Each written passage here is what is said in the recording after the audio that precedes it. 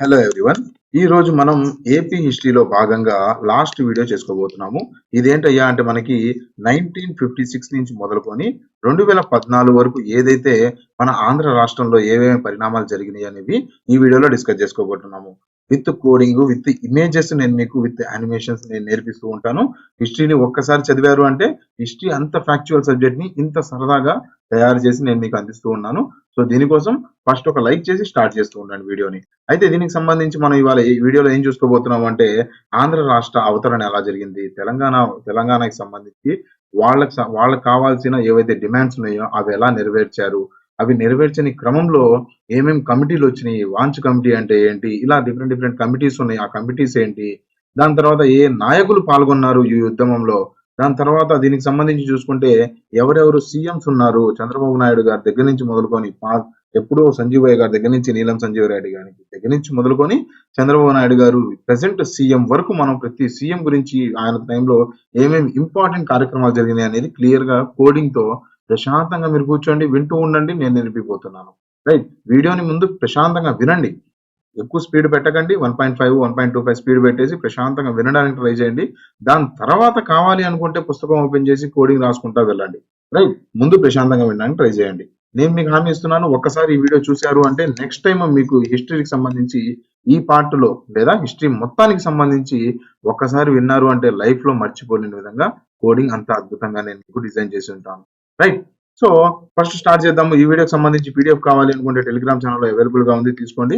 At the same time మీకు ఈ వీడియోకి సంబంధించి ఏమైనా కోర్స్ కావాలి అనుకుంటే ఈ వీడియోకి సంబంధించి ఏపీ హిస్టరీకి సంబంధించి మన ఛానల్లో అవైలబుల్ గా ఉన్నాయి, కోర్స్ అవైలబుల్ గా ఉంది. అందులో మీకు ఇంగ్లీష్ మీడియం కానీ తెలుగు మీడియం కానీ దాని తర్వాత వీడియోస్ కానీ కోడెడ్ వీడియోస్ యానిమేషన్స్ తో ఇమేజెస్ తో నేను మీకు నేర్పిస్తూ ఉంటాను. ఆల్రెడీ ఛానల్లో చాలా వీడియోస్ ఉన్నాయి, ఎలా చెప్తాను ఏంటి అనేది మీ అందరికీ తెలిసిందే. అండ్ ఈ వీడియోలో నేను మీకు మైండ్ మ్యాప్స్ కూడా యాడ్ చేయబోతున్నాను. ఈజీగా టైం తక్కువ ఉంది కదా, మైండ్ మ్యాప్స్ రివిజన్ చేసుకోవడానికి ఈజీ ఉంటుందని చెప్పి మైండ్ మ్యాప్స్ కూడా నేను మీకు యాడ్ చేయబోతున్నాను. So let start our video. First చూసుకుంటే మనకి ఆంధ్ర రాష్ట్ర మనకి అవతరణ సంబంధించి చూసుకున్నాం అనుకుంటే ఆంధ్ర రాష్ట్ర అవతరణ సంబంధించి మనం చూసుకున్నాము అనుకుంటే విశాలాంధ్ర తెలుగులో మాట్లాడే ఆంధ్ర మరియు హైదరాబాద్ రాష్ట్రాల్ని, అంటే ఆంధ్ర మరియు తెలంగాణ రాష్ట్రం ఏదైతే ఉందో, అప్పటికి తెలంగాణ అనే పదం ఎక్కువ వాడుకలో ఉండేది కాదు, హైదరాబాద్ అనే పదం అప్పట్లో నిజాములు పరిపాలిస్తూ ఉన్నారు కదా. సో ఆంధ్ర మరియు హైదరాబాద్ రాష్ట్రంలోని ప్రాంతాలను సమైక్య చేయడానికి దాని మీద చర్చ ఏదైతే ఉందో ఈ ఒక రాష్ట్రంగా ఏర్పాటు చేయాలి అనే దాన్ని మనం విశాలాంధ్ర ఉద్యమంగా పేర్కొంటూ ఉంటాము. ఓకే, సో మనం ఎక్కడి నుంచి మద్రాసు మనకి మద్రాసు ప్రెసిడెన్సీలో ఉన్నాము, అక్కడ మనకి ఎక్కువ గౌరవం ఇవ్వట్లేదు, అక్కడి నుంచి మనం విడిపోయి ఇప్పుడు విశాలాంధ్ర ప్రశాంతంగా మనం ఒక ఆంధ్ర కోసం అని చెప్పి ఆంధ్రప్రదేశ్ మాది అవతరించాలి అని చెప్పి మనం ఈ ఉద్యమం స్టార్ట్ చేసుకుంటాము. అయితే దీనికోసం కృషి సంబంధించి చూసుకున్నాం అనుకుంటే కృషి ఎవరెవరు చేశాయా అంటే విశాలాంధ్ర అనే భావనను మొదటిసారిగా వ్యక్తపరిచింది ఎవరయ్యా అంటే మనకి మామిడిపుడి వెంకట రంగయ్య. మామిడిపుడి వెంకట రంగయ్య ఎలా గుర్తుపెట్టుకుంటాము? మన ఆంధ్రప్రదేశ్ లో ఏం ఫేమస్ అండి? చిత్తూరు మామిడికాయ ఫేమస్సా? ఫుల్ ఫేమస్ మన దగ్గర. సో మన మామిడికాయలు మన దగ్గర ఉండాలి అన్నట్టు కామిక్ విలేజ్ చదువుతున్నానండి, అందరు గుర్తుపెట్టుకోవడానికి, ఎవరిని ఉద్దేశించి కావు ఇవి. మన మామిడికాయలు గాని మన తెలుగు గాని మన దగ్గరే ఉండాలి అని చెప్పి ఫస్ట్ ఆ భావనని మొదలు పెట్టిందే ఈ మనం అనుకుంటూ ఉంటాం కదా, ఈ ఏదైతే మామిడికాయ పచ్చడి తింటూ ఉంటారా? మన తెలుగు అన్నా సరే లేదంటే మన పల్లెటూళ్ళు అన్నా సరే ఏవైనా ముందు ఏం గుర్తొస్తుంది? మామిడికాయ చెట్లు ఇవన్నీ గుర్తొస్తాయి. అలానే ఆ భావనని ముందు ఎవరు తీసుకొని వచ్చారు అంటే మనకి మామిడిపుడి రంగయ్య గారు తీసుకొని వచ్చారు. విశాలాంధ్ర కావాలని తెలిపిన మొదటి పార్టీ ఏది అంటే కమ్యూనిస్ట్ పార్టీ అండి. ఈ కమ్యూనిస్ట్ పార్టీ చాలా ఇంపార్టెంట్ రోల్ ప్లే చేస్తూ ఉంటుంది. దీని గురించి గుర్తు పెట్టుకోవాల్సిన లేదు, ఆటోమేటిక్ గుర్తుండిపోతుంది. చాలా సార్లు చదువుతాం ఇప్పుడు కమ్యూనిస్ట్ పార్టీ ఈ వీడియోలోనే.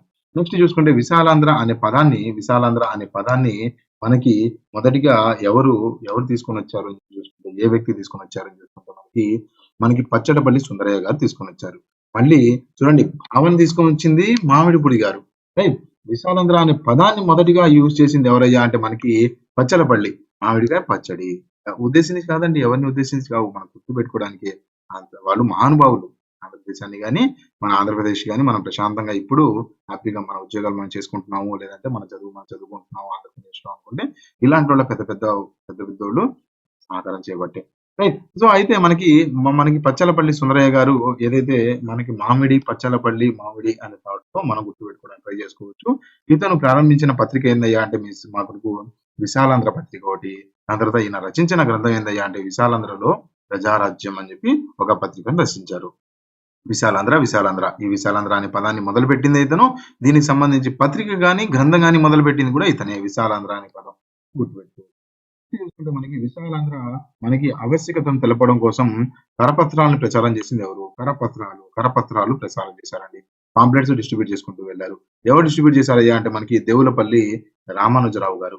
రామానుజరావు గారు దేవులపల్లి. చూడండి మనం చూసుకుంటే 'ఓ మై గాడ్' సినిమా చూసారా? 'ఓ మై గాడ్' అని చెప్పి మనకి మూవీ ఒకటి ఉంది వెంకటేష్ గారిది. ఈ 'oh my god' Hindi movie 'oh my గాడ్‌ని' తెలుగులో డబ్ చేశారు. లేదా మనకి 'పీకే' మూవీ చూసారా? అమీర్ ఖాన్‌ది 'పీకే' మూవీ చూసారా? అందులో అతను ఏం చేస్తూ ఉంటారు?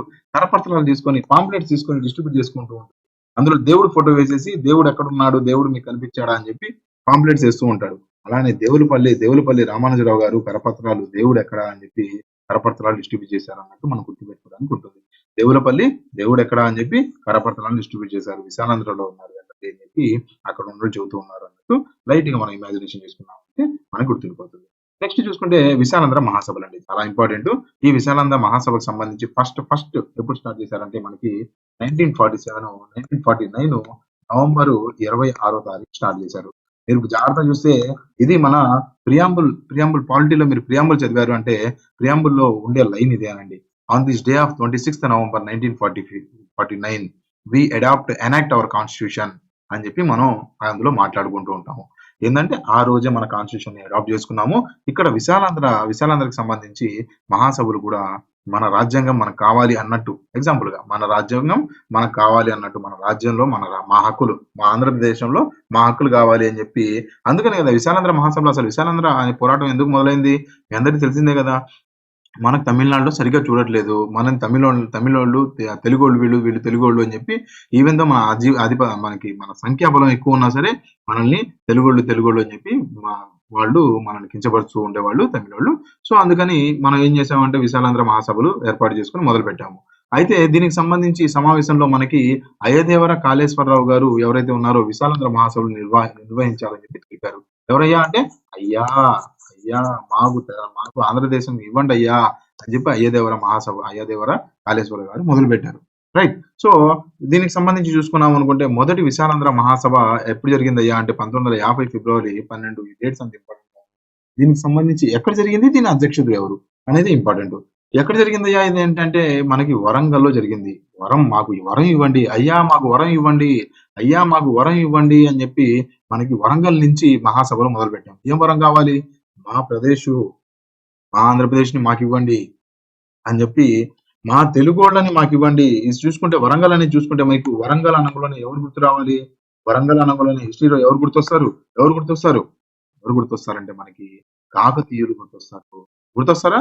కాకతీయులు గుర్తు రావాలి. మన తెలుగు దేశాన్ని, మన తెలుగు మాట్లాడే వాళ్ళని ఐక్యం చేసి పరిపాలించిన మొదటి సామ్రాజ్యం ఏదయ్యా అంటే మనకి కాకతీయ. అంత పెద్ద సామ్రాజ్యం గతంలో ఎప్పుడు లేదు. శాతవాహన డైనస్టీ తర్వాత కాకతీయులే మనల్ని అంత మొత్తం ఐక్యాన్ని చేసి మనకి పాలించారు. ఓకే. సో, ఈ తెలుగు వారిని పాలించారు వాళ్ళు కాకతీయులు వరంగల్. మళ్ళీ తెలుగుకి సంబంధించే తెలుగు రాష్ట్రం వేరేది కావాలి అని చెప్పి మళ్ళీ వరంగల్ నుంచే మొదలైంది దండయాత్ర. మహాసభలు అనుకోండి. అప్పుడంటే దండయాత్రలు, వార్స్ అవన్నీ ఉండేవి.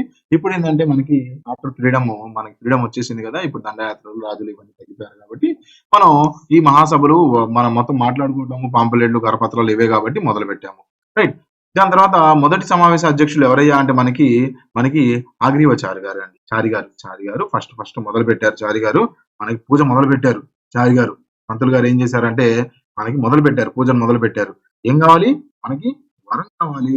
వరంగల్ నుంచి వరం కావాలని చెప్పి అయ్యా అని చెప్పి మనం ప్రేయర్ చేసుకుంటూ అయ్యదేవర కాళేశ్వరరావు గారు అయ్యా అని ప్రేయర్ చేసుకుంటూ కాన్స్టిట్యూషన్ ఎలా అయితే మాకు అడాప్ట్ చేశారో కాన్స్టిట్యూషన్ ఎలా అయితే మనం అడాప్ట్ చేసుకున్నాం ఇవాళ అలానే ఇవాల్టి నుంచి మాకు మా ఆంధ్రదేశం సెపరేట్ గా ఇవ్వండి అని చెప్పి ఆయన ఏం చేశారయ్యా అంటే స్టార్ట్ చేశారు దీనికి సంబంధించి. ఓకే.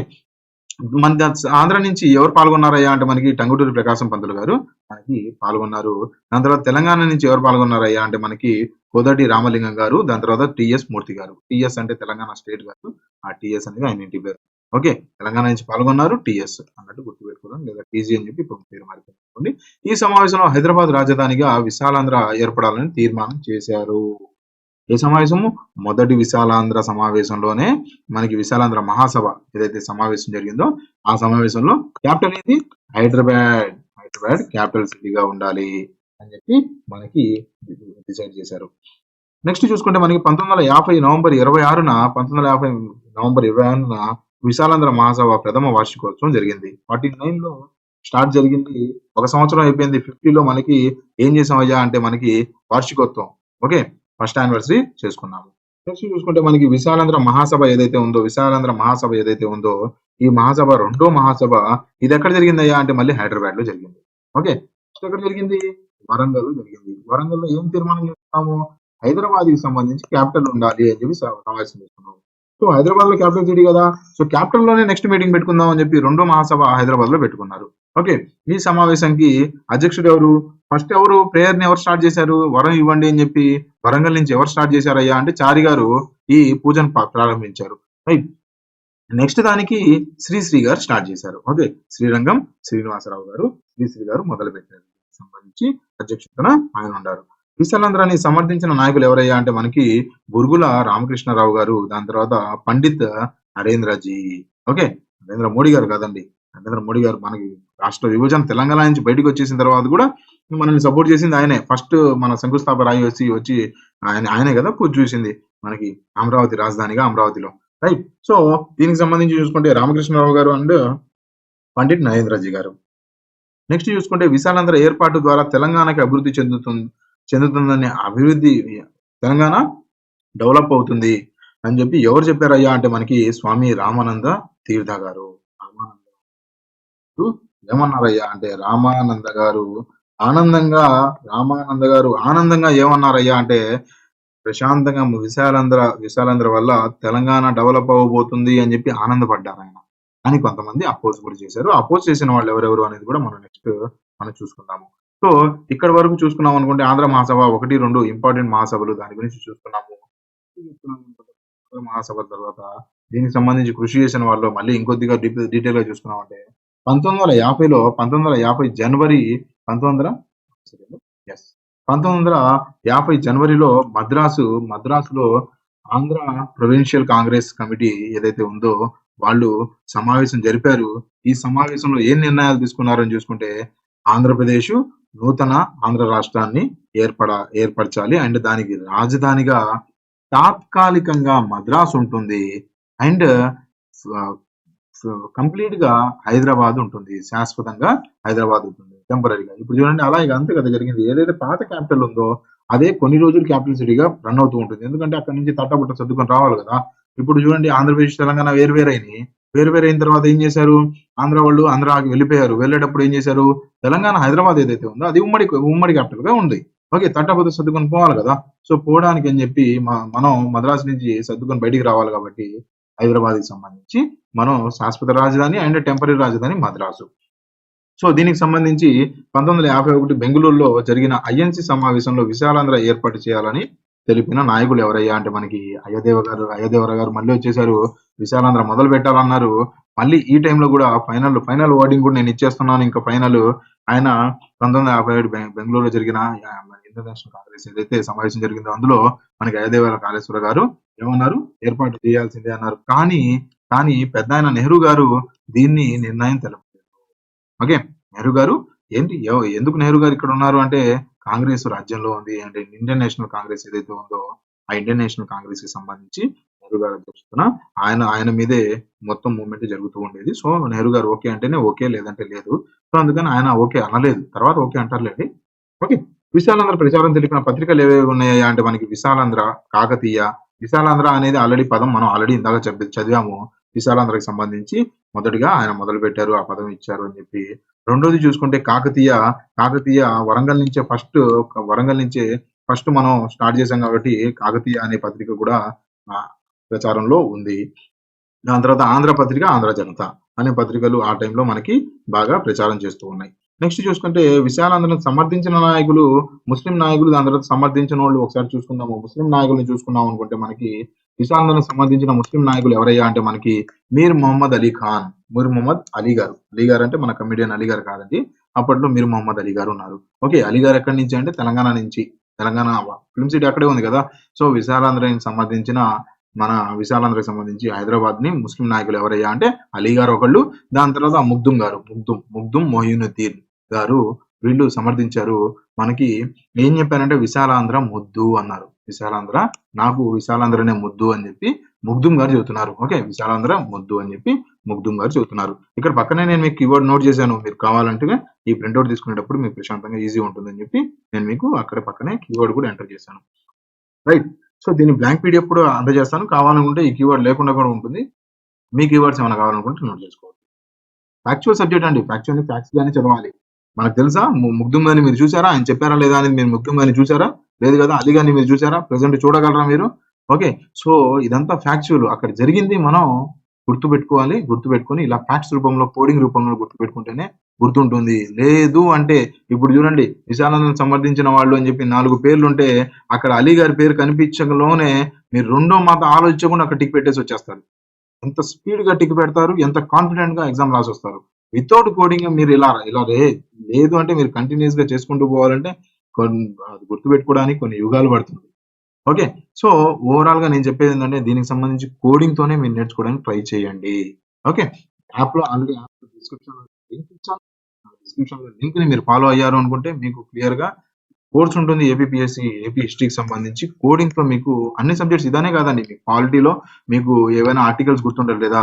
ఆర్టికల్స్ గుర్తుపెట్టుకోవడానికి కోడింగు, లేదా ఏ జడ్జిమెంట్స్ గుర్తుండట్లేదా? దాని తర్వాత సైన్స్ అండ్ టెక్నాలజీ గాని, ఎకానమీ గాని, ఏది చూసుకున్నా మీకు ఫ్యాక్ట్స్ అండ్ ఫిగర్స్, ఎకానమీలో సర్వే గాని, బడ్జెట్ గాని మీకు గుర్తుండట్లేదా? నేను మీకు కోడింగ్‌లో మీకు ఇలా అద్భుతంగా ఇమేజెస్‌తో నేను మీకు చెప్పడానికి ట్రై చేస్తూ ఉంటాను. ఓకే. మీకు కావాలనుకుంటే యాప్ లింక్ డిస్క్రిప్షన్‌లో ఉంది. అండ్ ఈ వీడియోకి సంబంధించి కంప్లీట్ వీడియో కూడా యాప్‌లో నేను ప్రొవైడ్ చేస్తాను. యాప్‌లో మీకు కంప్లీట్‌గా ఫ్రీగానే ప్రొవైడ్ చేస్తాను. ఒకసారి యాప్ డౌన్‌లోడ్ చేసుకొని ఏపీ హిస్టరీ అని చెప్పి కోర్స్ ఉంటుంది. ఏపీ హిస్టరీ కోర్స్‌లో ఫ్రీ వీడియోస్ అని ఉంటాయి. ఆ ఫ్రీ వీడియోస్‌లో దీనికి సంబంధించి మీకు మెటీరియల్ అండ్ దీనికి సంబంధించి వీడియో కూడా అందులో అవైలబుల్‌గా ఉంటుంది. ఫ్రీగా మీరు వాచ్ చేసుకోవచ్చు. Okay. That's it for this video friends. Thank you watching. Have a nice day. By by.